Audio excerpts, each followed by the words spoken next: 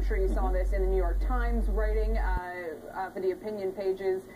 Quote, President Obama's declaration of war against the terrorist group known as the Islamic State in Iraq and Syria marks a decisive break in the American constitutional tradition. Nothing attempted by his predecessor, George W. Bush, remotely compares in imperial hubris.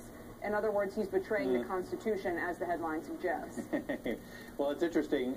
Obviously, the White House believes they're actually using the same legal justification that George W. Bush used back when he started the second half of his term. This whole war against Al-Qaeda, which is the same war the same tactics we're going to use against ISIS, which is you go after Al-Qaeda even if it's not in Afghanistan or Iraq, if it's in the ungoverned parts of Pakistan, Yemen, Somalia.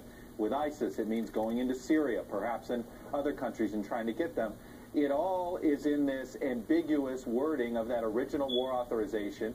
There are legal memos that many people believe are very controversial and are very legally questionable that Bush used as justification. The irony here, candidate Obama used to criticize that justification. Exactly. As president, he's using it.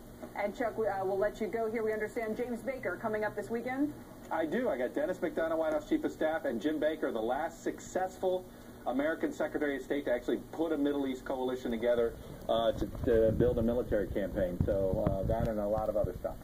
All right, we're all ears, Chuck. Thank you very much. Chuck Todd with a preview of this Sunday's Meet the Press. Now, abuse.